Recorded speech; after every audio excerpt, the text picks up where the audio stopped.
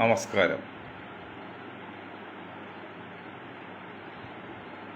എല്ലാവർക്കും ഷാവിഷിൻ്റെയും മൊയ്തീൻ ഷായുടെയും അഭിനന്ദനങ്ങളും ആശംസകളും. നവതി ആഘോഷിക്കുന്ന മുൻ മുഖ്യമന്ത്രി ഇ.കെ. നയനാർ അവരുടെ ഭാര്യ ശാരദ ടീച്ചർക്കും കുടുംബത്തിനും ഞങ്ങളുടെ അനുമോദനങ്ങളും ആശംസകളും. ബഹുമാന്യരും, ഇന്നലെ നമ്മളൊരു കാര്യം പറഞ്ഞല്ലോ. എൻ്റെ മകളുടെ പ്രസവം കഴിഞ്ഞ്, മകളെ പ്രസവിച്ച് കഴിഞ്ഞ് പേരിടാൻ കാലത്ത് നമ്മൾ പറഞ്ഞു, ഡോക്ടർ പേര് ചോദിച്ചാൽ പേര് പറഞ്ഞു. അപ്പോൾ ഞാൻ പറഞ്ഞു, ഈ കുട്ടി വളർന്നു വരാൻ ആയുഷും ആരോഗ്യം ഉണ്ടെങ്കിൽ അവൾ അറിയപ്പെടുന്നത് നമ്പറിലായിരിക്കും.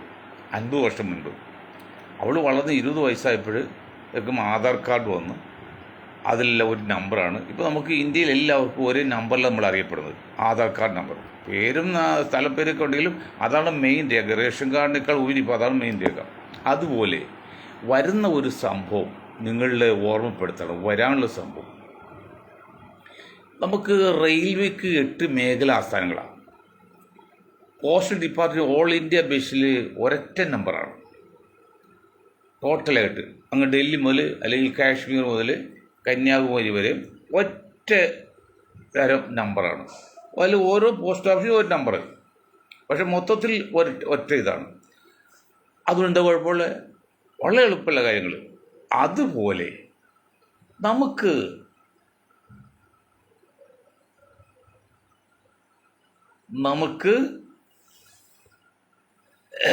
ഈ പഞ്ചായത്ത് തിരഞ്ഞെടുപ്പ്, കോർപ്പറേഷൻ തിരഞ്ഞെടുപ്പ്, മുനിസിപ്പൽ തിരഞ്ഞെടുപ്പ് ഒക്കെ ഉള്ളതിന് അതുപോലെ വേണ്ടി നിലനിർത്തിക്കൊണ്ട് തന്നെ അങ്ങ് ഡൽഹി മുതൽ കന്യാകുമാരി വരെ വാർഡിൻ്റെ ഒക്കെ അനുസരിച്ച് ഒരു നമ്പർ ഇട്ട് കൊടുത്താൽ എന്താ കുഴപ്പം? അതുപോലെ ഇപ്പോൾ ആധാർ രജിസ്ട്രേഷൻ്റെ കാര്യം പറഞ്ഞു, അന്ന് ഞങ്ങൾ സമരം ചെയ്തെന്നറിയുമോ? ആധാരം രജിസ്ട്രേഷൻ 15%, 12%, 10%, അങ്ങനെ പല പല രീതിയാണ്. ഗ്രാമത്തിൽ വേറെ, പട്ടണത്തിൽ വേറെ, സിറ്റിയിൽ വേറെയാണ്. അന്ന് ഞങ്ങൾ ലാൻഡ് ബ്രോക്കേഴ്സ് യൂണിയൻ നിലയിൽ അതിൻ്റെ അസോസിയേഷൻ്റെ സ്ഥാപക പ്രസിഡന്റ് പറഞ്ഞു, അത് നമുക്ക് സിറ്റിയിൽ വില കൂടുതൽ, പട്ടണത്തിൽ അതിനേക്കാൾ കുറയും, ഗ്രാമത്തിൽ അതിനേക്കാൾ കുറയും എന്ന് പറഞ്ഞാൽ വിലക്ക് അടിസ്ഥാനമായിട്ടാണ് ആദായത്തിൽ വില രജിസ്ട്രേഷൻ ഫീ നിശ്ചയിക്കണമെങ്കിൽ. എന്നിട്ട് പട്ടണത്തിന് വേറെ, ടൗണിന് വേറെ, ഗ്രാമത്തിന് വേറെ, എവിടെയെല്ലാം സ്ഥല വ്യത്യാസമില്ലേ? ഉദാഹരണം പറഞ്ഞാൽ എറണാകുളം കോർപ്പറേഷനിൽ 10 ലക്ഷം ആണെങ്കിൽ ചില മുനിസിപ്പാലിറ്റി വരുമ്പോൾ അത് 7-6 ലക്ഷവും, ഗ്രാമത്തിൽ 1-2 ലക്ഷവും. അങ്ങനെ വരുമ്പോൾ ലക്ഷത്തിനനുസരിച്ച് 5% ആണെങ്കിൽ തന്നെയും എന്താ കുഴപ്പം? 1 ലക്ഷത്തുള്ളവർക്ക് 10 രൂപ, 5% ആണെങ്കിൽ 5 രൂപ, മറ്റവർക്ക് അങ്ങനെ വരൂലേ? അപ്പോൾ സിറ്റിക്ക് വേറെ, പട്ടണത്തിൽ വേറെ, ഗ്രാമത്തിൽ വേറെ എന്ന ആവശ്യമില്ല എന്ന് ഞങ്ങൾ പറഞ്ഞ് നിരന്തരമായ സമരം ചെയ്തതിൻ്റെ ഫലമായിട്ട് കേരള ഗവൺമെൻറ് ഒരു നിയമം ഉണ്ടാക്കി. പട്ടണത്തിൽ എല്ലാം ചെയ്ത് 5%. പക്ഷേ ഈ ദുരാഗ്രഹം മൂത്ത കോർപ്പറേഷൻ അല്ലെങ്കിൽ ഈ രജിസ്ട്രേഷൻ ഡിപ്പാർട്ട്മെൻറ്റ് ഉദ്യോഗസ്ഥന്മാർ അങ്ങനെ 5% ഏകീകരിച്ചപ്പോൾ നമ്മൾ പറഞ്ഞാൽ മാക്സിമം വില കാണിക്കാൻ വേണ്ടിയാണ്. ഇപ്പോൾ 10 ലക്ഷത്തിൽ വാങ്ങിയ ഭൂമിക്ക് സാധാരണഗതിയിൽ ഒരു 4, 5, മാക്സിമം 6 വരെ വരുന്നത്. അതല്ല, അത് 10 കാണിക്കാമല്ലോ. അത്ര ആദായത്തിന് മൂല്യം കൂടുമ്പോൾ നമുക്ക് വിലയല്ലേ? പക്ഷേ അതുകൊണ്ട് വരുമാനം കുറയില്ല. ഇവരെ കള്ളന്മാരും ഈ കള്ള ഉദ്യോഗസ്ഥന്മാരുടെ ഒരു വിഭാഗം നിന്നറിയുമോ? എമൗണ്ട് കൂട്ടിയില്ല, പഴയ എമൗണ്ട് തന്നെ. നികുതി ആ പഴയ 5%. അപ്പം മൊത്തം നികുതിയിൽ 3 കുറഞ്ഞല്ലേ? 3 ഭാഗം കുറഞ്ഞല്ലേ? അപ്പോൾ ഖജാവിൽ പണമല്ലാതെ ഉടനെ സർക്കാർ ഒരു വർഷം നിന്നില്ല, അപ്പോൾ സർക്കാർ പിൻവലിച്ചു. അതാണ് മിസ്യൂസ് ചെയ്യാമെന്നും ചൂസ് ചെയ്യാന്നുണ്ട്. അങ്ങനെയല്ല. അങ്ങനെ വരുമ്പോൾ കോർപ്പറേഷൻ്റെ പാട്ടാക്കാം, തലസ്ഥാന പാട്ടാക്കാം. അതിപ്പോൾ പോസ്റ്റൽ ഇൻഡെക്സ് ഇപ്പോൾ ഏതാണ്? കോർപ്പറേഷൻ പ്രത്യേക ഇൻഡെക്സ് ഉണ്ടോ? വില്ലേജ് പ്രത്യേകം ഉണ്ടോ? അത് കണ്ടിന്യൂഷൻ എടുക്കുന്ന പോരാണ്. അതിന് തോന്നുന്നു ഓരോ രീതിയിൽ വന്ന് നിശ്ചയിക്കും. അപ്പോൾ ഒരു നമ്പർ കണ്ടു കഴിഞ്ഞാൽ നമുക്കിത് ഡൽഹിയിലാണോ ഇത് കേരളത്തിലാണോ നമുക്ക് അറിയാൻ പറ്റും. ഇപ്പോൾ പോസ്റ്റൽ ഇൻഡെക്സിൽ ഒരു പരിധി വരെ അറിയാവുന്നവർക്ക് ഈ പോസ്റ്റൽ ഇൻഡെക്സിൻ്റെ ഇത് ഇരിക്കുന്ന പോസ്റ്റ് ഓഫീസ് ഡൽഹിയാണോ അല്ലെങ്കിൽ മഹാരാഷ്ട്രയാണോ എന്നൊക്കെ അറിയാൻ പറ്റും. അതുപോലെ ദേശീയ ലെവലിൽ വാർഡിനെല്ലാം കണ്ടിന്യൂറ്റി ഉണ്ടായി നമ്പർ അനുവദിക്കുക. അപ്പോൾ ആ നമ്പറിൻ്റെ പേരിലായിരിക്കും വാർഡ് അറിയപ്പെടുന്നത്. എന്നിട്ട് പോസ്റ്റ് ഓഫീസിൽ പേര് കൊടുക്കുമ്പോൾ വാർഡിന് പേര് കൊടുത്തോ, നിങ്ങൾ കോർപ്പറേഷൻ കാണിച്ചോ, പഞ്ചായത്ത് കാണിച്ചോ, മുനിസിപ്പാലിറ്റി കാണിച്ചോ. പക്ഷെ കണ്ടിന്യൂഷൻ ഉണ്ടാവും അതിന്. അവിടെ വേറെ ഇവിടെ വേറെ അല്ല. ഇനി അങ്ങനെ ദേശീയ ലെവലിൽ ചെയ്യാൻ എന്തെങ്കിലും തടസ്സമുണ്ടെങ്കിൽ സ്റ്റേറ്റ് ബേസ് ആകാം. ഇപ്പോൾ തിരുവനന്തപുരം കേരളം എടുക്കാം, ഏതാനും മാസങ്ങളിൽ ഇവിടെ തദ്ദേശ സ്വയംഭരണ സ്ഥാപന ഇലക്ഷൻ വരാൻ പോകണം, സ്ഥാപനത്തിലേക്കുള്ള ഇലക്ഷൻ വരാൻ പോകണം.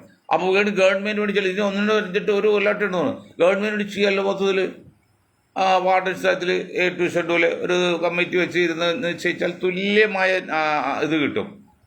ട്രിവാൻഡ്രം മുതൽ അല്ലെങ്കിൽ കന്യാകുമാരി മുതൽ നമ്മുടെ കാസർഗോഡ് മങ്കട വരെ കിട്ടും, അപ്പോൾ തളങ്കര വരും. അപ്പോൾ അങ്ങനെയൊക്കെ ചിന്തിക്കണം. ഇതൊന്നും ഇല്ലാതെ ഒരു പോസ്റ്റിൽ കണക്ഷൻ കൊടുത്ത് അല്ലെങ്കിൽ ഒരു റേഷൻ കാർഡ് വാങ്ങിച്ചത് പൈപ്പ് കണക്ഷൻ കൊടുത്ത് അങ്ങനെ കൊടുത്ത് അതിന് കിട്ടുന്ന ഇച്ചിരി ഇഷ്കി അതുകൊണ്ട് സമ്പാദിക്കുക. അതൊക്കെ മാറ്റി വെച്ചിട്ട് നിങ്ങളുടെ ഈ പൂർണ്ണ സമയവും നിങ്ങളുടെ സമൂഹത്തിന് വേണ്ടിയും രാജ്യത്തിന് വേണ്ടിയും രാജ്യത്തെ പുരോഗതിക്ക് വേണ്ടി ചിന്തിക്കുന്നേ. എന്താ കുഴപ്പം ചിന്തിച്ചാൽ ഒന്ന് ചിന്തിക്കും, നിങ്ങൾ വെറുതെ ചിന്തിക്കുക. ഞാൻ പുല്ലേപ്പടി സ്കൂളിലെ PTA പ്രസിഡന്റ് ചെയ്തപ്പോഴേ ഞാൻ പറഞ്ഞേ, അവിടെ സിറ്റി ആണെങ്കിലും പാവപ്പെട്ട് കൂടി പഠിക്കുന്ന ഇതാണ്. അപ്പോൾ എല്ലാവർക്കും വിദ്യാഭ്യാസം ആയിരിക്കില്ല. അപ്പം നിങ്ങൾക്ക് വിദ്യാഭ്യാസം ഇല്ലെങ്കിൽ പോലും നിങ്ങളുടെ കുട്ടികൾ പഠിക്കുന്ന ബുക്കുണ്ടല്ലോ, എഴുതുന്ന ബുക്ക്, ആ ബുക്ക് വെറുതെ മറിച്ച് നോക്കുക, ഒരു നിങ്ങൾ മനസ്സിലാവുന്നുള്ളൂ. എങ്കിലും നമ്മുടെ ബുക്കുകൾ രക്ഷകർത്താക്കൾ ശ്രദ്ധിക്കണം എന്നുള്ള ഒരു വിശ്വാസം അവർക്കും ഒരു ധൈര്യം നമുക്കും ഉണ്ടാവും. അതുപോലെ ഒന്ന് ശ്രദ്ധിച്ചു നോക്കുങ്ങൾ. അത് തന്നെയല്ലേ വേറൊരു കാര്യം ഞങ്ങൾ പണ്ട് പറഞ്ഞത്, 50 വർഷം മുമ്പ് പറഞ്ഞാൽ വോയിസ് ഓഫ് ജസ്റ്റിസ് പറഞ്ഞാണ്, എന്തിനാണ് നമുക്കൊരു ഗവർണർ? ഒരു സ്ഥിരമായ അല്ലെങ്കിൽ ഒരു മന്ത്രിസഭയുണ്ട്. രാജ്യസഭ തന്നെ നമുക്ക് കേരളത്തിലില്ല, ഇരുസഭ കേരളത്തിലില്ല. ആ മന്ത്രിസഭയ്ക്ക് പുറമേ ചീഫ് സെക്രട്ടറി ഉണ്ട്. മുഖ്യമന്ത്രിയുടെ ഒപ്പം തന്നെ റാങ്കുള്ള ചീഫ് സെക്രട്ടറി ഉണ്ട്. കേന്ദ്ര ഗവൺമെന്റിന് എന്തെങ്കിലും അറിയുന്നുണ്ടെങ്കിൽ ആ ചീഫ് സെക്രട്ടറി ബന്ധപ്പെട്ട പോലെ. ചീഫ് സെക്രട്ടറി സ്റ്റേറ്റ് ഗവൺമെന്റ് കീഴിലോ അല്ലെങ്കിൽ അവർ നോമിനിയൊന്നുമല്ലല്ലോ. അപ്പം എന്തിനാണ് ഈ ഗവർണർ പദവി? ഗവർണർ പദവി അതിന് ആവശ്യമില്ല. അത് ചെയ്യുന്ന ഈ നെറികെട്ട രാഷ്ട്രീയക്കാരുടെ ചില ആൾക്കാരെ കുടിയിരുത്താനൊരു വഴി മാത്രമാണ്. അന്ന് കോൺഗ്രസ് ചെയ്തു, ഇപ്പം BJP ചെയ്യുന്നു. പാർട്ടിയിൽ എന്തെങ്കിലും ഒതുക്കേണ്ട വേണ്ടി നേരെ കൊണ്ടുപോയതേ. But A.R. റഹീമിനെ കൊണ്ടുവന്ന് നാഗാലാൻഡ് ഗവർണറാക്കി. നാഗാലാൻഡ് ഗവർണർ എന്ന് പറഞ്ഞാൽ എറണാകുളം ജില്ലയുടെ പകുതി പോലും ഇല്ല. പറയുമ്പോൾ സ്റ്റേറ്റ് ഗവർണറാണ്. അത് കരുണാകരൻ പറഞ്ഞു വിട്ടാണെന്നറിയോ, ഇവിടെ അദ്ദേഹം സീറ്റ് കൊടുക്കുന്നില്ല. കൊല്ലത്ത് കൃഷ്ണകുമാറിന്, കോഴിക്കോട് പിന്നെ K. മുരളീധരന്. അപ്പോൾ റഹീമിന് സീറ്റ് കൊടുക്കാനില്ല, റഹീമിന് കൊടുക്കാൻ പറ്റില്ല, പുള്ളി സീനിയറാണ്. അപ്പോൾ പുള്ളി ഒതുക്കാനുള്ള വഴി എന്താണ് കരുണാകരൻ കണ്ടത്? നേരെ നാഗാലാൻഡ് ഗവർണർ ഇന്ദിരാഗാന്ധിയായിട്ട് പറഞ്ഞിട്ട് നാഗാലാൻഡ് ഗവർണർ ഇട്ട്. ഇന്ദിരാഗാന്ധിയാണോ രാജീവ് ഗാന്ധി എന്നറിയില്ല ഇട്ട്. അത് ഇപ്പോൾ പലരും BJPയുടെ റിട്ടയർ ചെയ്ത പ്രസിഡന്റുമാരൊക്കെ ഓരോ ഗവർണർക്ക് ഇടാം, ഒരു കൊല്ലോ 2 കൊല്ലം തിരിച്ചു വരും. അപ്പം ഗവർണർ പോസ്റ്റ് തന്നെ ആവശ്യമില്ല. അങ്ങനെ ചിന്തിക്ക്. രാജ്യനന്മയ്ക്ക് വേണ്ടി എന്താണ് തടസ്സം? അതായത് ഒരേ ഇലക്ഷൻ ഒറ്റ തെരഞ്ഞെടുപ്പ് അതിലൊക്കെ അപകടമുണ്ട്. അത് നമ്മൾ സപ്പോർട്ട് ചെയ്തില്ല. ഒരിക്കൽ ഇലക്ഷൻ കഴിഞ്ഞാൽ പിന്നെ ഒരുമിച്ച് നടത്താവുള്ളൂ, 5 വർഷം നടത്താവുന്നില്ല. നമ്മൾ സ്റ്റേറ്റ് അടിസ്ഥാനത്തിൽ ഇലക്ഷൻ നിശ്ചയിക്കാമല്ലോ. ഞങ്ങൾ പറയുന്ന ഉദ്ദേശം അതാണ്. ഇപ്പോൾ കേരളത്തിൽ പഞ്ചായത്ത് ഇലക്ഷൻ നടക്കുകയാണെങ്കിൽ ആയിക്കോട്ടെ, മഹാരാഷ്ട്ര പഴയതുപോലെ. പക്ഷേ നമ്പർ മാറില്ല എന്നാണ് പറഞ്ഞത്. അല്ലാതെ കേന്ദ്ര ഗവൺമെൻറ് ഉദ്ദേശിക്കുന്ന ഏകകക്ഷി ഭരണം, ഏക രാഷ്ട്രീയ പാർട്ടി, അവർ ഏകകക്ഷി വേണമെന്ന്. പിന്നെ തെരഞ്ഞെടുപ്പ്, ഒറ്റ തെരഞ്ഞെടുപ്പ് എന്നൊന്നും നമ്മൾ പറഞ്ഞില്ല. അതിലൊക്കെ ഒരുപടി അപാകതകളുണ്ട്. അതിപ്പോൾ പറയാനുള്ള പിന്നീട് പറയാം. അപ്പോൾ അതല്ല നമ്മൾ ഉദ്ദേശിക്കുന്നത്. പിന്നെ എന്താ നമ്മൾ ഉദ്ദേശിക്കുന്നത്? ദേശീയ ലെവലിൽ ഈ ആധാർ കാർഡ് ഓരോ വ്യക്തി ഒരേ കാർഡ് കൊടുത്തേക്കല്ലേ, അതിൽ നമ്പർ കൊടുത്തേക്കല്ലേ. അതുപോലെ ഓരോ സംസ്ഥാനങ്ങൾക്കും അതിൻ്റെ കോട്ട വെച്ചിട്ട് ഒരറ്റം മുതൽ ഒറ്റ വരെ എന്ത് കൊടുക്കണം? നമ്പർ കൊടുക്കണം. അപ്പോൾ 13/47 നമ്പർ വാഴക്കുളം പഞ്ചായത്തിലെ ചെമ്പർക്കി മേഖല എന്ന് പറയുമ്പോൾ നമുക്ക് ആ നമ്പർ കിട്ടുന്നതിന് അറിയാം. അങ്ങനെയൊക്കെ ചെയ്യാം. അങ്ങനെ ചെയ്യുന്നത് മാത്രമല്ല, അടുത്ത ഭാവിയിൽ അതൊക്കെ വന്നു പോകും, വന്നേ തീരൂ. മാറ്റമില്ലാത്ത വസ്തു ലോകത്ത് മാറ്റം മാത്രം, ബാക്കിയെല്ലാം മാറിക്കൊണ്ടിരിക്കും. ഇതൊക്കെ മനസ്സിലാക്കണം. അങ്ങനെ പുരോഗമന രീതിയിൽ ചിന്തിക്കും. പിന്നെ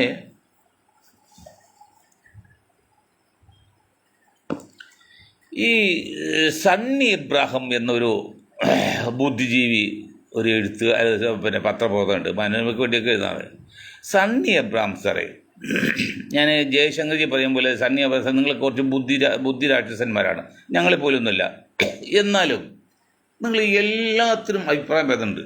ഈ ജയശങ്കരോടും സണ്ണി എബ്രാഹിം ചോദിക്കുകയാണെങ്കിൽ 543 സീറ്റുള്ള ഇന്ത്യൻ പാർലമെൻറ്റിലേക്ക് ഈ രാഹുൽ ഗാന്ധി പ്രിയങ്കി നിങ്ങൾ ഈ ലീഗിൻ്റെ കാലിനടിയിൽ വന്ന് നിർത്തി ജയിപ്പിച്ച പാർലമെൻറ്റിൽ വിട്ടപ്പോൾ അതിൻ്റെ പോരായ്ക, അതിൻ്റെ സൈഡ് എഫക്റ്റിൽ പാർശ്വഫലം അതെല്ലാം ഒന്നും നിങ്ങൾക്ക് ഇതുവരെ മനസ്സിലായിട്ടില്ലേ? ജയശങ്കർജിക്ക് മനസ്സിലായി. ജയശങ്കർജി പറഞ്ഞ മനസ്സിലായിട്ട് പറയില്ല. കാരണം അത് BJPക്ക് അനുകൂലമല്ല. BJPക്ക് അനുകൂലം ഇവർ ഇവിടെ നിൽക്കുന്നതാണ്. ആ മഹാരാഷ്ട്രയിൽ ഇത്രയും പോഷാൻ കാരണം വോട്ടിന് മിസ്റ്റേക്ക് ഉണ്ടില്ലെന്നല്ല, അത് വേറെ വശം. കാരണം പ്രിയങ്ക വന്ന് വയനാട് മത്സരിച്ചതിൻ്റെ ആ ഘട്ടമാണല്ലോ ഇലക്ഷൻ നടന്നത്. ആ അർമാദിപ്പ് കാണുമ്പോഴല്ലോ ആ വടക്ക് ഇതിൽ പ്രത്യേകിച്ച് മഹാരാഷ്ട്രയിൽ മറാഠികളില്ലേ അവരെടുത്ത് പരിചയമുണ്ട്. കത്തോലിക്ക സ്ത്രീ വന്ന് അവിടെ ചെന്നതിൽ കാക്കമാരായിട്ട് യോജിച്ചു പോവാണ്. ഇന്ത്യ കൊച്ചു പാകിസ്ഥാൻ വരുന്നു, പിന്നെ റോമിൽ കത്തോലിക്ക വരുന്നു ഇറ്റലിയിൽ നിന്ന് എന്നുള്ള ഇതാണ് പ്രചരണം. അത് മൗത്ത് ടു മൗത്ത്, വ്യക്തിയിൽ നിന്ന് വ്യക്തിയിലേക്ക് കൊടുത്ത്. ഇത് എൻ്റെ സന്നിക്കുട്ടിയെ പ്രൊഫസറെ നിങ്ങൾ മനസ്സിലാക്കാത്തത്? നമുക്ക് വേണമെങ്കിൽ ഒരു അഭിമുഖം ഇത് നോക്കിയിരിക്കാം. എന്താണ് നിങ്ങൾക്ക് മനസ്സിലായില്ലേ? 541 സീറ്റുള്ള ഇന്ത്യൻ പാർലമെന്റിലേക്ക് ഈ പ്രിയങ്ക നാളെ ഇന്ത്യയുടെ പ്രധാനമന്ത്രിയാകുമെന്ന് പ്രതീക്ഷിക്കുന്ന സാധ്യതയുള്ള പ്രിയങ്ക ഗാന്ധിയും അതിനു മുമ്പ് രാഹുലിനെയും ഈ ലീഗിൻ്റെ കാലിൻ്റെ അടിയിൽ വന്നെത്തി ജയിപ്പിച്ച് പാർലമെന്റ് വീട്ടിൽ ഒരു അപാകം നിങ്ങൾക്ക് തോന്നുന്നില്ലേ? സണ്ണിക്കുട്ടി അബ്രഹാം സാറൊക്കെ എത്ര പുരോഗമനം, എത്ര ദീർഘമായ വീക്ഷണത ചാനലൊക്കെ വന്ന് സംസാരിക്കുന്നത്. അവരെക്കാൾ വേറെ ആരുമില്ല, ബുദ്ധിജീവികളാണ് എന്ന് പറഞ്ഞു. ഇതെന്തേ മനസ്സിലാക്കാത്തത്? ഇനി ഞാനീ പറയുന്നത് നിങ്ങൾക്ക് മനസ്സിലാകുന്നില്ല എങ്കിൽ, മനസ്സിലായിട്ട് നിങ്ങൾ പുറത്ത് പറയുന്നില്ലെങ്കിൽ കുഴപ്പമില്ല. മനസ്സിലാകുന്നില്ലെങ്കിൽ നിങ്ങൾ ഏതൊരു രാഷ്ട്രീയ മീമാംസ കണ്ട് സംസാരിക്കണം, ഏതൊരു മനഃശാസ്ത്രം കണ്ട് സംസാരിക്കണം, ഏതൊരു ബുദ്ധിജീവിയെ കണ്ട് സംസാരിക്കണം. ഈ മൊയ്തീൻ ഷായും കൂട്ടും കുറേ നാളായാലും ഇങ്ങനെ പറഞ്ഞ് ഒരു നാണം കെടുത്തുന്നത്. ഇത് വല്ല സത്യം ചോദിക്കും. അപ്പം അവർ പറയും നിനക്ക് ഞാൻ ആരാധല്ലെങ്കിൽ ഞാൻ നിന്നോട് പറഞ്ഞ് ഒരു എനിക്ക് ഇതാകുന്നില്ല. അതുപോലെ അപ്പോൾ അവർ നിങ്ങളോട് പറഞ്ഞ് മനസ്സിലാക്കും. കറക്റ്റാണത്. അത് മനഃശാസ്ത്രമാണ്, ശാസ്ത്രീയമാണ്, ഫിലോസഫിക്കൽ തിയറിയാണ്. എന്താണ്? 541 സീറ്റുള്ള ഇന്ത്യൻ പാർലമെന്റിലേക്ക് ഇന്ത്യയുടെ പ്രധാനമന്ത്രിയാകാൻ സാധ്യതയുള്ള അല്ലെങ്കിൽ ആഗ്രഹിക്കുന്ന പ്രതിപക്ഷ നേതാവ് ഉൾപ്പെടെയുള്ള കോൺഗ്രസിൻ്റെ പ്രസിഡൻ്റായിരുന്ന ആള് കേവലം കേരളത്തിൽ വന്ന് അത് വയനാട്ടിൽ നിന്ന് ജയിക്ക് 4-5 ലക്ഷം വോട്ട് ഭൂരിപക്ഷം കിട്ടി അതിനെ അർമാദിച്ച് ആഘോഷം നടത്തിയപ്പോൾ ആ ഒരു കാരണം കൂടിയാണ് പ്രധാനമായിട്ടും മഹാരാഷ്ട്ര ഇത്ര ക്ഷീണം പറ്റാൻ കാരണം. അതാണ് TMCയും ഇപ്പം ശിവസേനയൊക്കെ തെന്നി പോകാൻ പോകുന്നത്. അത് എന്തേ നിങ്ങൾക്ക് മനസ്സിലാകാത്തത്? ഈ സണ്ണിക്കുട്ടി അബ്രഹാം സാർ നിങ്ങളെ കുറച്ച് ബോധമുള്ള ആളാണല്ലോ. ബോധമുണ്ട്, ബോധ്യമുണ്ട്. അതുകൊണ്ടാണ് പറഞ്ഞത്, അല്ലെ പറയില്ല. അല്ല, ഇത്രയും പറഞ്ഞ് വർഷമായിട്ട് ഇത് ആയിരക്കണക്കിന് ആൾക്കാർ കേൾക്കുന്നുണ്ട്. എന്നിട്ട് കോൺഗ്രസ് ഒറ്റ നേതാക്കൾക്ക് പോലും ഇത് മനസ്സിലായില്ല. നാളെ ഒരാൾ പറയണം അതിനെന്താ കുഴപ്പം, അവർക്ക് എവിടെയും മത്സരിക്കാമല്ലോ. സമ്മതിച്ചതേ, ഒരു കുഴപ്പമില്ല. പക്ഷെ ഇന്ത്യൻ പാർലമെന്റിലേക്ക് എത്തിയാൽ മതിയെങ്കിൽ ഓക്കെ. ഇത് ഇന്ത്യൻ പാർലമെന്റിലേക്ക് ഒരാൾ എത്തിയിട്ട് കാര്യമുണ്ടോ? 272 സീറ്റ് വേണ്ടേ? 272 സ്ഥലത്ത് വേണ്ടേ? ഈ ഒന്നുകൂടി ഞാൻ കൊച്ചു കുട്ടികൾ, ബേസിക്കലി ഐ എം ടീച്ചർ, ഞാൻ കൊച്ചു കുട്ടികൾ ക്ലാസ് എടുക്കുമ്പോൾ പറയണത് അത് 543 സീറ്റുള്ള ഇന്ത്യൻ പാർലമെന്റിലേക്ക് പ്രധാനമന്ത്രിയാകാൻ സാധ്യതയെന്ന് പറഞ്ഞ ആൾക്ക് വടക്കിൽ നിന്ന് ജയിക്കാൻ സാധ്യമല്ല എങ്കിൽ പിന്നെ ആരെയാണ് നിങ്ങൾ വടക്കിൽ നിന്ന് ജയിപ്പിക്കുന്നത്? പിന്നെ അങ്ങനെ 272 എവിടെ നിന്ന് ജയിപ്പിച്ചെടുക്കും? 272 കിട്ടിയാലേ ഭരിക്കാൻ പറ്റുള്ളൂ. 272 പോരാ. പക്ഷെ അത് ടെക്നിക്കൽ മാത്രമാണ്. തിയറിറ്റിക്കൽ അതൊന്നും പോരാ. 100 സീറ്റുകൾ അല്ലെങ്കിൽ അത് തകർന്നു പോകും. എന്നിട്ട് എന്തേ നിങ്ങൾ പ്രിയങ്കക്ക് മനസ്സിലായില്ല, രാഹുലിന് മനസ്സിലായില്ല, ഈ കോൺഗ്രസ് ഇവിടുത്തെ നേതാക്കൾ മനസ്സിലായില്ല? ഓക്കെ, അവരെല്ലാം മണ്ടന്മാരെ സമ്മതിച്ചു. പക്ഷേ സണ്ണിക്കുട്ടി അബ്രഹാം നിങ്ങൾക്കെല്ലാം മനസ്സിലായില്ലേ? കഷ്ടമാണിട്ടത് പറഞ്ഞാൽ. തകർന്നു പോയില്ലേ കോൺഗ്രസ് കൊണ്ട്? മഹാരാഷ്ട്ര പോയി, ഇനി ബീഹാർ പോകാൻ പോകുന്നു. ഇത്രയും വച്ചിട്ട് ഇത് വെച്ചിട്ട് ഇവരെ കൊണ്ട് വച്ചു. എങ്ങനെ ഇന്ത്യ മുന്നണി പേര് തന്നെ തെറ്റ്. ആ പേര് തന്നെ ഉപയോഗിച്ചേറ്റായി. ഇന്ത്യ എന്ന പേര് പാർട്ടി ഇട്ടുകൊണ്ട് ആ പേരിട്ട് തന്നെ അത് തന്നെ എന്തൊരു മണ്ടത്തിലാണ്. അങ്ങനെ ആക്കി അങ്ങനെ ഒപ്പിച്ചെടുത്ത് ഇന്ത്യ തന്നെ. അതൊരു കഴിവായിട്ടാണ് രാഹുൽ ഗാന്ധി പ്രിയങ്കയും ഖാർഗെയൊക്കെ പറഞ്ഞത്. ഞങ്ങളുടെ ഇന്ത്യ മുന്നണി പേരിട്ട് അത് തന്നെ അട്ടർലി ഫെയിലിയറാണ്, തോൽവി ലക്ഷമാണ്. അങ്ങനെ പേര് ഉപയോഗിക്കാൻ പാടില്ല. അത് കോമൺ അല്ലേ? അത് ഞാൻ പറഞ്ഞല്ലോ. കൈരളി മലയാളം ചാനലിൽ നിന്ന് ഇടതുപക്ഷ മുന്നണിയുടെ ചാനൽ പേരിട്ട് അവിടെ BJPക്കാരൊക്കെ തീർത്തു. അത് പറ്റില്ല, അത് കോമണാണ്. ശരിയാണത്. അത് അവർ കൈരളി നിന്നാക്കിയത്. അത് ഇന്ത്യ എന്ന് പേര് വെച്ച് ബാക്കി എന്തെങ്കിലും പേര് നിങ്ങൾക്ക് ഇടാൻ പാടില്ലേ? ഏത് അക്ഷരം മാറ്റി കൊടുക്കാൻ പാടില്ലേ? അല്ലെങ്കിൽ തന്നെ നേരത്തെ യുണൈറ്റഡ് പ്രോഗ്രസീവ് അലയൻസ്, ഐക്യ പുരോഗമന സഖ്യം. അതിനെന്തായത് കുഴപ്പം? അപ്പോൾ ആ പേരിലല്ല കുഴപ്പം, പ്രവൃത്തിയിലാണ്.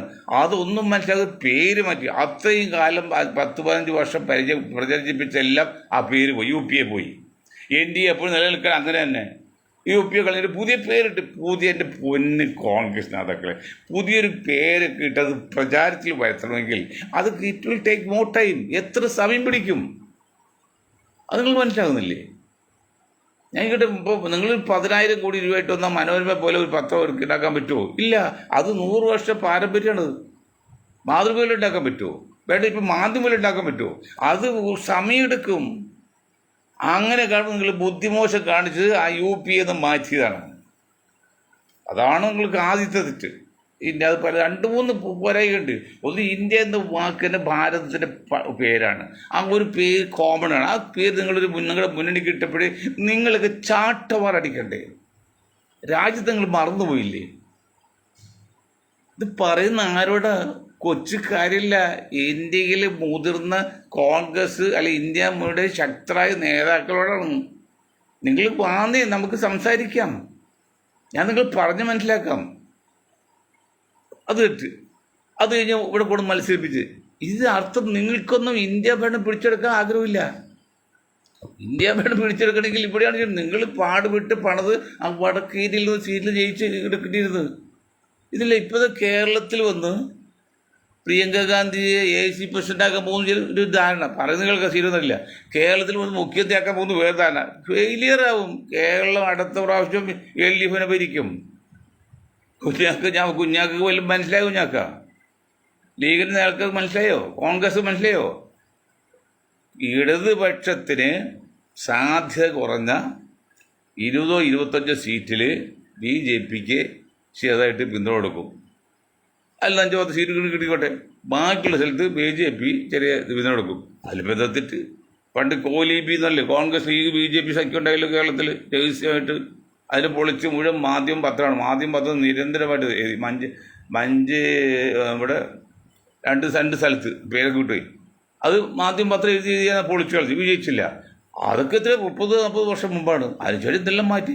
ഇപ്പോൾ കമ്മ്യൂണിസ്റ്റ് പാർട്ടിയെ സംബന്ധിച്ച്, കമ്മ്യൂണിസ്റ്റ് പാർട്ടി അണികളെ സംബന്ധിച്ച് BJP ആയിട്ട് കൂട്ടുകൂടുന്നോ അല്ലെങ്കിൽ അവർക്ക് സപ്പോർട്ട് ചെയ്യുമ്പോൾ ഒരു ലജ്ജയില്ല, ഒരു ഇഷ്ടക്കുറവുമില്ല. അങ്ങനെ ആക്കിയെടുത്തു. അത് BJPയുടെ ഇതുണ്ട്, ഭരിക്കുന്ന കക്ഷിയുടെ ഇതുണ്ട്, കേന്ദ്ര ഗവൺമെൻറ് ഇതുണ്ട്. എന്താണ് നാട്ടുപൂച്ചും കാട്ടുപൂച്ചയായിട്ട് മമ്മിളി തറവാട് നശിപ്പിച്ചു എന്ന് പറയും പോലെ എല്ലാം കൂടി സ്ഥലങ്ങളിൽ ഒപ്പിച്ചു. ഇപ്പം എന്താണ് CPM-ഉം BJP ആയിട്ട് ഒരു ധാരണ എത്തി മുന്നോട്ട് പോകാൻ തടസ്സമില്ല. അങ്ങനെ വരുമ്പോൾ അടുത്ത ഭരണം LDF-നെ കൊണ്ടുപോകും. അപ്പോൾ പ്രിയങ്കയുടെ വയനാട്ടിൽ നിന്ന് മത്സരിച്ച് വല്ല കാര്യമുണ്ടോ? കേരളം കിട്ടിയില്ല. ഇപ്പം ഇനി ഏതിൽ സ്റ്റേറ്റ് കിട്ടുമോ കോൺഗ്രസ്സിന്? അത് ജാർഖണ്ഡ് കിട്ടി കോൺഗ്രസ് അല്ലോ, കാശ്മീർ കിട്ടി കോൺഗ്രസ് ആണോ? അതൊക്കെ നിങ്ങൾ ഞാഞ്ഞൂല് കടിച്ചെടുത്തോടുമ്പോൾ, പാമ്പ് കടിച്ചെടുത്തോടുമ്പോൾ ഞാഞ്ഞൂല് പറയും ഞങ്ങൾ കടിച്ച് അങ്ങനെ ഇരിക്കുന്നത് വീമ്പെളുക്കും പോലെ. വീമ്പല്ലേ? പാമ്പും ഞാഞ്ഞൂലിട്ട് ബന്ധമുണ്ടോ? കാശ്മീരിൽ എന്താണ് കോൺഗ്രസ് സാധ്യതയുള്ളത്? എത്ര സീറ്റുണ്ട് അവർക്ക്? അത് നാഷണൽ കോൺഫറൻസ് അല്ലേ. ഇപ്പോൾ ജാർഖണ്ഡിൽ അവിടെ ആരാണ്? സോറനല്ലേ? അവിടെ കോൺഗ്രസ് സീറ്റുണ്ട്. ഭരിക്കുക ഏത് സംസ്ഥാനത്താണ് കോൺഗ്രസിനുള്ളത്? പറയുന്നേ ഏത് സംസ്ഥാനത്തിലുള്ളത്? കർണാടക ഓക്കെ സമ്മതിച്ചു. ബാക്കി ഏത് സംസ്ഥാനത്തുള്ളത്? അത് തെലുങ്ക് കാര്യമുണ്ട്, അതും സമ്മതിച്ചു തുടങ്ങി. പക്ഷെ ബാക്കി എവിടെയാ? അപ്പം ഇതിനർത്ഥം കോൺഗ്രസിൻ്റെ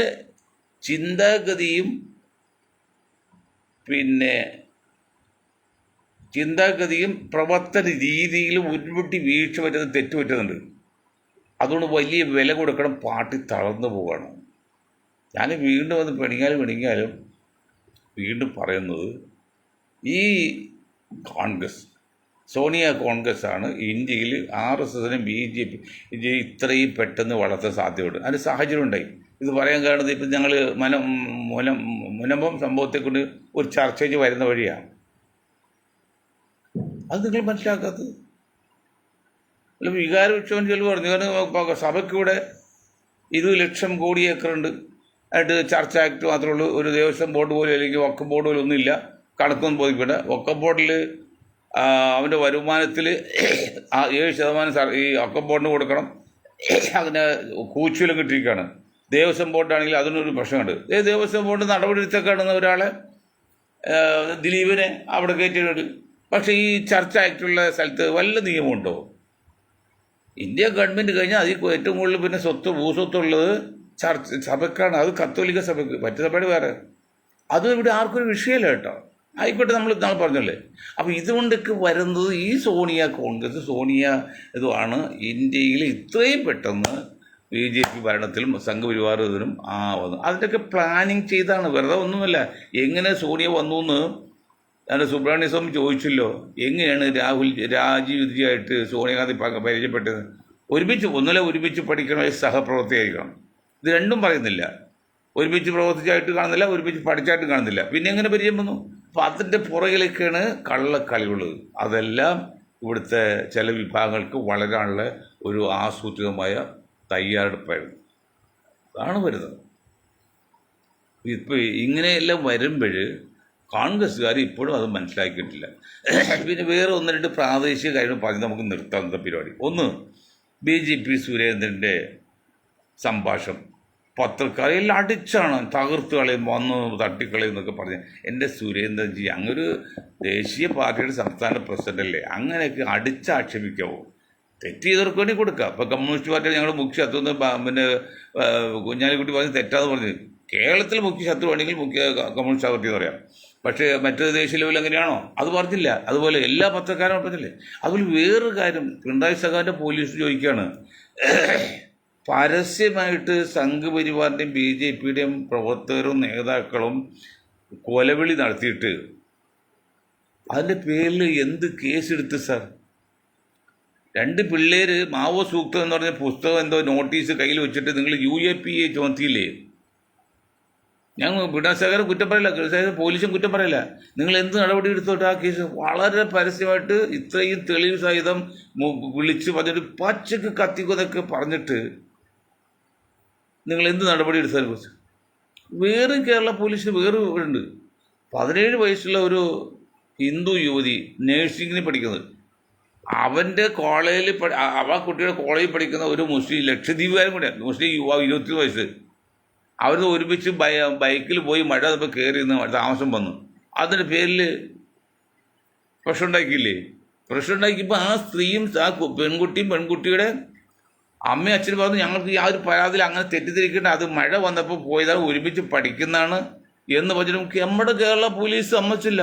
നടപടി എടുത്ത് കേസ് കൊടുത്ത് അകത്തിട്ട് അവസരം ബഹുമാനയുടെ കോടതി കാര്യം മനസ്സിലായി.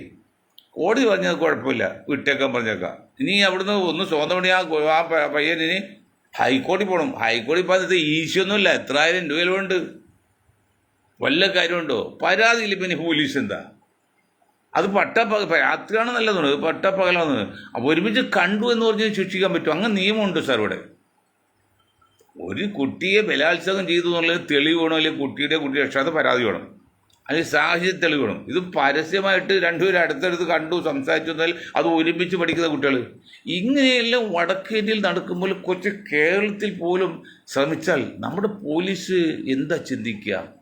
എന്താ നമ്മുടെ പോലീസിൻ്റെ പണി? പിണറായി സഖാവ് അങ്ങയുടെ ആഭ്യന്തര വകുപ്പ് എന്താണ് ചുമതല? അത് പ്രശ്നം ഉണ്ടാക്കണോ? അല്ലാത്ത നീർന്ന പല കേസുകളും നിങ്ങൾ മിണ്ടുന്നില്ലല്ലോ. ഇതൊക്കെ ആൾക്കാർക്ക് മനസ്സിലാവില്ലെന്ന് തോന്നിയോ? ഇതൊക്കെയാണ് അവസ്ഥ. അതുപോലെ ഞാൻ ചെറിയൊരു പോയിന്റ് പറഞ്ഞ് നിർത്താണ്. കഴിഞ്ഞ ദിവസം പത്മകുമാർ എന്നിട്ട് പറഞ്ഞിട്ട് ആൾ 44 വയസ്സുള്ള ഭാര്യയെ ഇവിടെ പെട്രോൾ വെച്ച് കൊന്നു പറഞ്ഞാണ്. എൻ്റെ പൊന്ന് ചേട്ടൻ മരിച്ചു പോയില്ല, അതുകൊണ്ട് പറയാം. മറ്റാൾ മരിച്ചോട് പറഞ്ഞിട്ട് കാര്യമില്ലല്ലോ. ഇപ്പോൾ ബസ് 6 കൊടുത്തില്ല 5 പേരും 6-7 പേരും മരിച്ച്, അവിടെ ഇനി പറഞ്ഞിട്ട് കാര്യമുണ്ടോ? ജീവിച്ചിരിക്കുമ്പോഴേ പറയാൻ പറ്റുള്ളൂ. എൻ്റെ പൊന്ന് 14 വയസ്സിലെ ഒരേ ഒരു മകളുണ്ടെന്ന് പറഞ്ഞു. ആ മകളായിട്ട് നിങ്ങൾ ഓർത്തോ? ആ ഒരു സ്ത്രീ പോയി ഞങ്ങളുടെ പോട്ടി എന്തെങ്കിലും വേറെ എത്രയോ സ്ത്രീകളെ കിട്ടും, അല്ലെങ്കിൽ സ്ത്രീകളെ ഇല്ലാതെ ജീവിക്കാൻ പറ്റില്ലേ? എത്ര പേര് വിവാഹം കഴിച്ച് ജീവിക്കുന്നു? ഇത് നിങ്ങൾക്ക് മറ്റ് ജയറാം പറയും പോലെ അങ്ങനെയൊക്കെ അതിനൊക്കെ എന്തെല്ലാം സംവിധാനങ്ങളുണ്ട്. അപ്പോൾ കൊല്ലണോ? ആ കുട്ടിയുടെ ഭാവി നോക്കിയോ? അപ്പോൾ ദൈവം ഇങ്ങനെ ചിന്തിക്കുന്ന ഒരു നിമിഷ സുഖത്തിന് വേണ്ടി ഭാര്യാഭർത്തൃ ബന്ധം വിട്ട്, അതായത് നിങ്ങൾ ഇതിൻ്റെ ഒരു രസം എന്താണെന്ന് വെച്ചാൽ, ഇങ്ങനെ ഭർത്താവിനെ ഇഷ്ടപ്പെടാതെ പോകുന്ന കാമുകൻ, അല്ലെങ്കിൽ ഭാര്യ ഇഷ്ടപ്പെടാതെ പോകുന്ന കാമുകിയും അവർ ഇതുപോലെ ഒരു ഭാര്യയുടെ ഭർത്താവിൻ്റെ അടുത്താണ് വരുന്നത്. അപ്പോൾ എന്താ വ്യത്യാസമല്ലേ? അക്കരെ നിൽക്കും ഇക്കരെ പച്ച, ഇക്കരെ നിൽക്കും അക്കരെ പച്ച, ഒന്നുള്ളൂ. എല്ലാം ഒന്ന് തന്നെ. എല്ലാം വെളുക്കൂതിയ കറുപ്പ് കുഴപ്പമില്ല എന്ന് പറഞ്ഞ പോലെ എല്ലാം ഒന്ന് തന്നെയാണ്. അതിനുവേണ്ടി നിങ്ങൾ പറഞ്ഞ പ്രശ്നം ഉണ്ടായിക്കല്ലേ? കുടുംബ പെൺകുട്ടിയെ 14 വയസ്സുള്ള മകളാരും ആലോചിച്ചോ? നിങ്ങൾ സുഖസൗകര്യത്തിൽ പോയപ്പോഴും അത് തന്നെയല്ല. ഭർത്താവിനെ തൻ്റെ മുമ്പിലിട്ട് ഭർത്താവിനെ കാമുവിനെ കൂടി തല്ലിക്കുക എന്ന് പറഞ്ഞാൽ ആ സ്ത്രീക്ക് എത്ര നീചമായാണ്.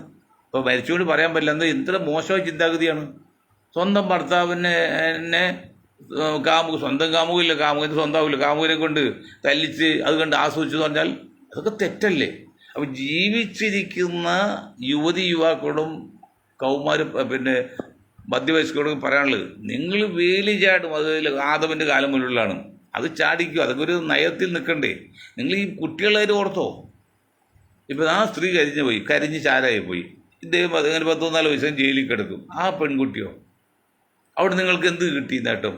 അങ്ങനെ ഇങ്ങനെ പോട്ടെ നിൽക്കണം. ഇനി ആ ഭാര്യയെ നിങ്ങൾ കൂടുതൽ സ്നേഹിച്ചിരുന്നു എന്ന് പറയുകയാണെങ്കിൽ അതിൻ്റെ സൈക്കോളജി പറഞ്ഞുതരാം. പണ്ടൊരു പെൺകുട്ടി ഒരുത്തെ സ്നേഹിച്ചിരുന്നു. കുറച്ച് കഴിയുമ്പോൾ അവൾ വേറെ ഒരുത്തനെ കൂടെ കല്യാണം കഴിച്ച് പോയി.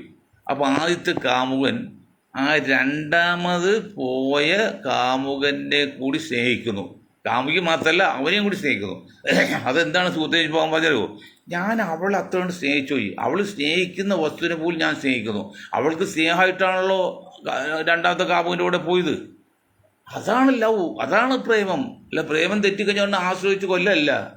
അതൊക്കെ മരമണ്ടന്മാരുടെയും ദുഷ്ട ചിന്താഗതിക്കാരുടെയാണ്. അതൊന്നും ശരിയല്ല എന്ന് പറഞ്ഞുകൊണ്ട് ഇന്ന് എൻ്റെ വാക്ക് നിർത്താണ്. നിങ്ങൾക്ക് ഒരായി നന്ദി. ജയ് ഹിന്ദ്.